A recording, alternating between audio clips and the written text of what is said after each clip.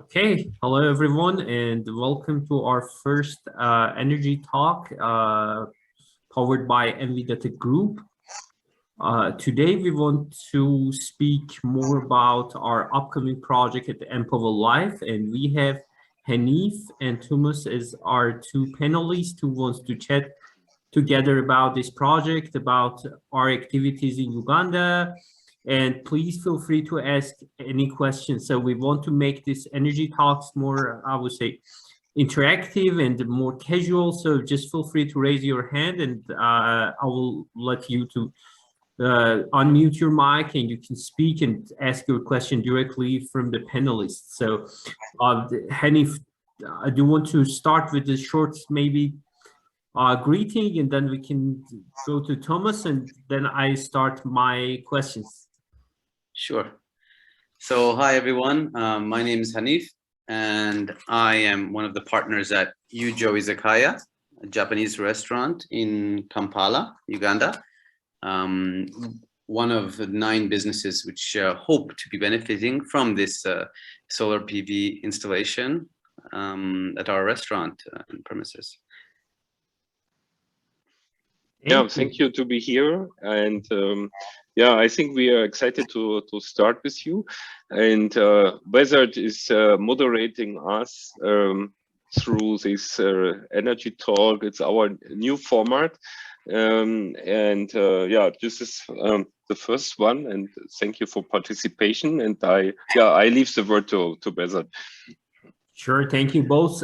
So let's just start. You started interesting. So you said that you are a partner at Yujo Restaurant, and then one company out of the 9 businesses who are benefiting from this solar. So let's just start with Yujo itself. How do you explain Yujo? So is it a restaurant? Is it a community? What is it in general? Because I have been there and I was surprised. I was expecting a restaurant, but I see something else. So let's just tell us more about your business and your idea.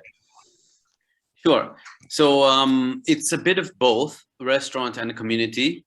Originally, Yujo started as a restaurant, a Japanese restaurant, located here in this business district of Kampala. And over the years, actually, it's changed with a number of different additions that have come along the way. The first was basically coming out of interactions with our suppliers. Somebody, for example, making furniture for the restaurant or doing some artworks or providing something for our kitchen to use. And we basically keep items from these suppliers in our restaurant, which turned into some retail opportunities, a small shop. And over the years, there's several shops and businesses that have maybe come out of this relationship. At the moment, there's, as I said, about 9 in total, and a couple more kind of bubbling under, which may start in the next month or 2. And we have, besides the restaurant operating, the next significant project is a Banange Brewing Company. Banange creates a craft beer product at the moment. It's the only craft beer in the country.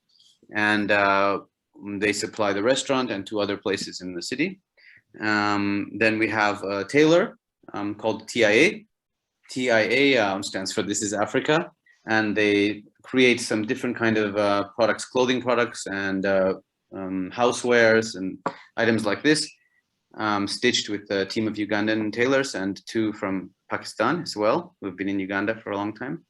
And the others, basically, there's some people doing photography, a gentleman named Mo, who runs Kanchu with the camera. It's a photo studio who handles our photography and does some lovely work around the city for weddings and such kinds of things. And beyond that, we have also the Little Kobe, which is a shop that sells Japanese items and items from Ugandan producers.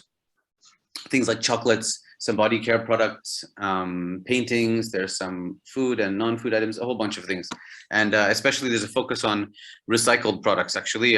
This is one of the projects that's been going on for a while with Yujo, involving using the packaging that comes out from the items we use in our kitchen, which get given a second life for basically accessories and clothes.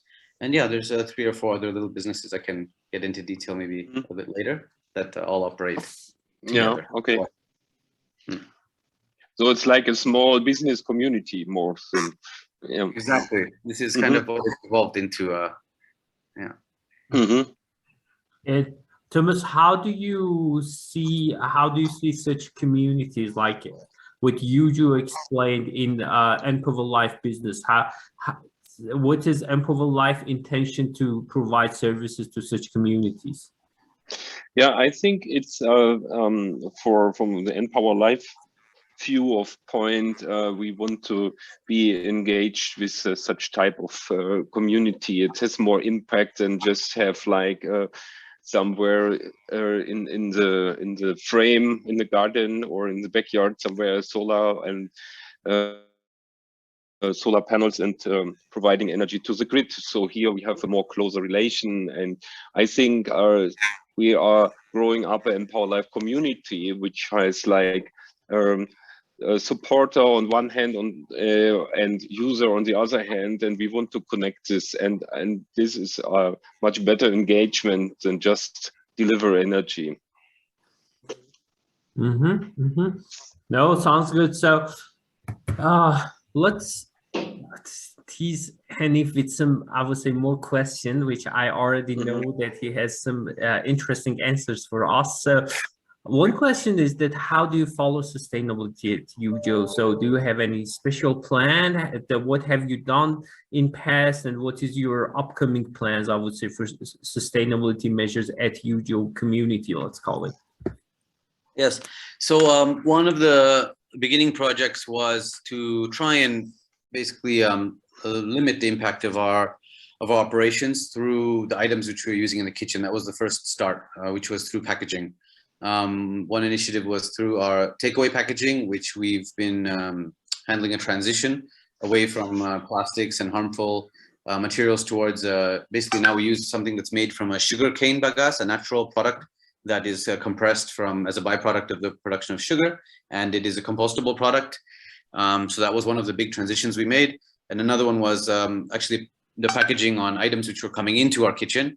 We have something, a cooking oil or flour or different things that we use, and that packaging that's left over, which has been used through most of it through our shop now in the making of those Second Life accessories, which I mentioned earlier. So that was one of the initiatives.